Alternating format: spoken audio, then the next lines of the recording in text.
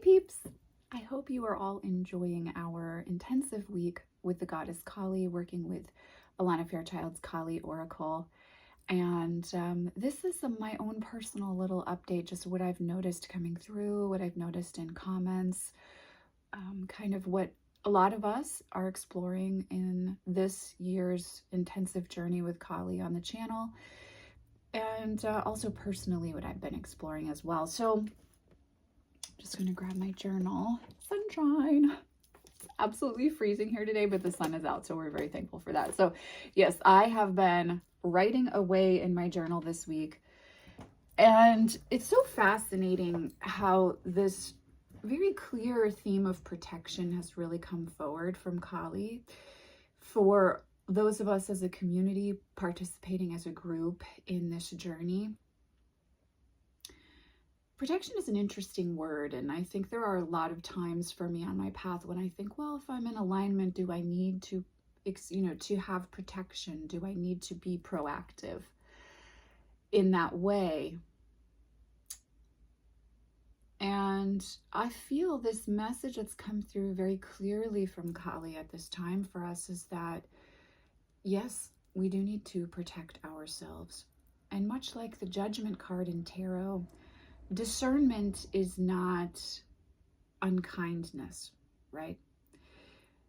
This morning, my personal draw from the pocket edition was Kalika Tantrika, and she talks there about when we've veered off course, getting back on track and releasing negativity in order to do that.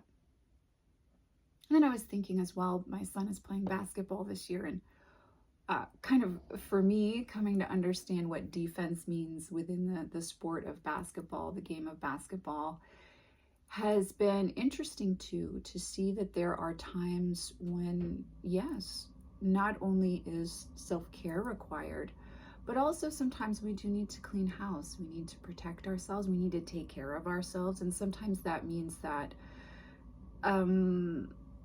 certain situations, certain connections can't come along with us, or that we can no longer treat ourselves a certain way.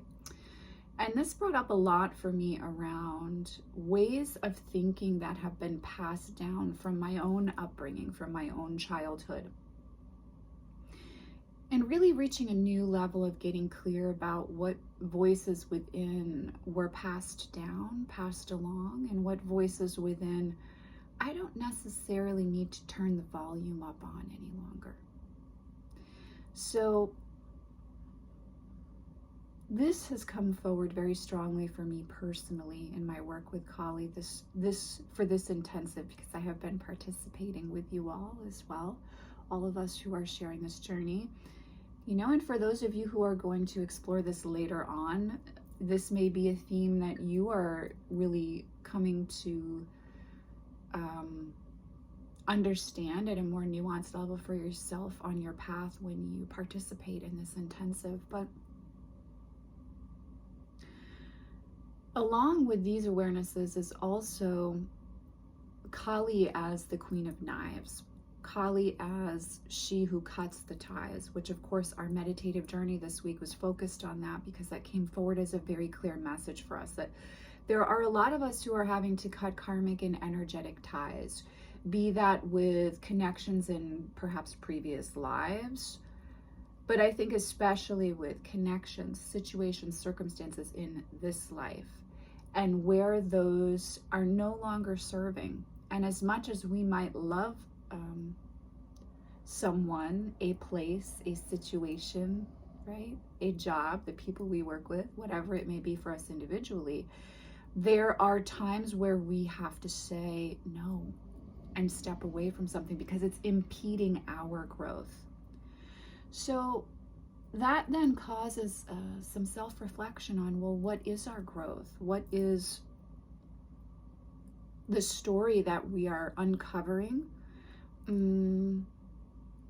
What are we learning about ourselves? What is the direction that we want to grow in? And is our environment able to be supportive of what we are becoming or what we are coming to understand about ourselves?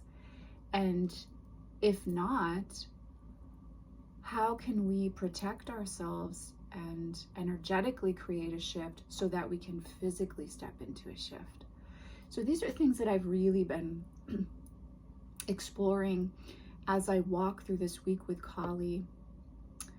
And, you know, I do want to say, not for all of us, but for some of us, there are some friendships or connections or relationships that we're looking at untethering ourselves from, disconnecting from, letting go of. I do think Kali is a ferociously powerful force and goddess to work with when we need her assistance to hold strong to our boundaries, to not capitulate, to not go back to something because the other person that we're trying to change a dynamic with is uncomfortable. She's so effective at cutting those energetic ties and also at showing us what is not healthy. And you may find this week that there is a connection, a relationship, a partnership, a friendship, a business connection that's just not working for you anymore. And if that's the case, then Kali is offering you her support in expressing those healthy boundaries and in shifting and or stepping out of that dynamic, which I found so loving and empowering from her. I really feel like this week for me personally, she's helped me reform my idea of the Queen of Knives, coming from a space where typically for me over the years, the Queen of Knives has really held a space of manipulative mother in shadow energy. Now I really see through Kali's eyes, meditating and working with her in my daily draws this week, the Queen of Knives cuts the ties. She untethers us. She gives us the clarity to speak our truth, even if other people may be uncomfortable with that. So there's a real karmic sense of work that's happening with Kali this go round as well. You know, whether you look at that karma as coming from another life, as coming from ancestrally, or even just those really intense experiences that it feels sticky and difficult to move out of our energy field. There's a real, again, sense of awareness, clarity, wisdom, and then action, which is what I so love about Kali, that she is a goddess of action. Her dance is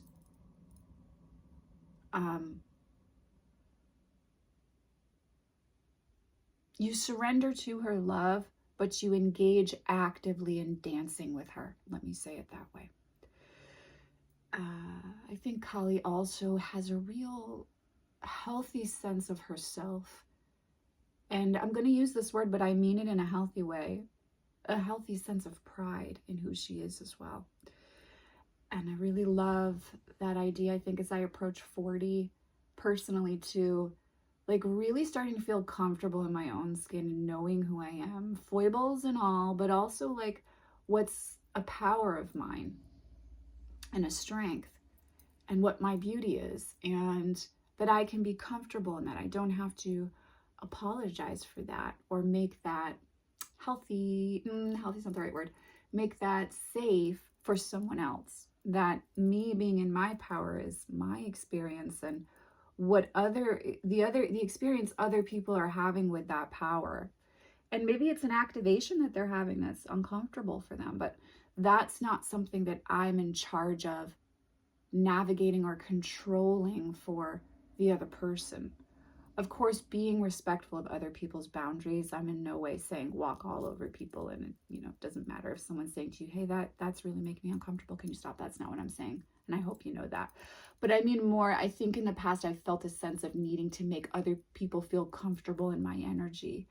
And working with Kali over the last 2 months especially, I think I feel more than ever a sense of not needing to make other people feel comfortable, so that I can feel safe, but feeling safe within myself, and knowing that if we are not meant to dance together for a period of time, if we're only having an activation that's for a brief amount of time, that's okay too. You know, we came here to learn, and so we have to interact with many energies in order to learn, don't we? We can't always be the hermit at the top of the mountain, even though I love being the hermit at the top of the mountain. And let me tell you, having a social son has definitely shown me just how not social I am on the whole. I really love to be holed up with my books and my music and my journal and a really great pair of shoes and a nice dress alone. I don't necessarily need to have constant social contact. But, you know, we do have to have social contact and interaction in order to learn. So wherever you fall on the social introvert, extrovert spectrum, you know, there are those moments where we're meant to come together with certain individuals to learn. And sometimes it's really beautiful and they're treasured memories. And sometimes it's really fucking painful. And you learn through the visceral. And I think Kali is very comfortable with the visceral. You know, yes, we always think of Kali as the tower, right? Real shift for me this go around has been thinking of her and experiencing her as the Queen of Swords. But, you know, Kali is uncomfortable in the, Kali is comfortable in the discomfort. Kali is there when it is uncomfortable. She's got your back. She's by your side. Her many arms and the sacred symbols and tools held within them are more than able to contain and assist our own experience of rebirth and transformation, even when that is through pain. So these are some of my thoughts and reflections, ruminations. I love that word, ruminations, as I know you guys know if you've been with me for a long period of time now. It's my favorite word to use in a title whenever I can. Those are some of my ruminations on walking with Kali this week. Let me know yours in the comments down below. I just want to take a moment and say thank you to all of you who are participating in this intensive with Kali. Thank you for being part of the channel and the community. I just want to take a moment as well and say thank you to the Patreon supporters. You guys keep the channel going and I'm super grateful for you. Let's see, what else did I want to say? Anything else? All the information is down below for the workshop. There's a playlist that's all set up. And there's also links down below if you want to visit the Etsy shop. Check out my other offerings as well. But I am sending you guys, as always, so much love and many blessings. And I will see you in the next video. Take care.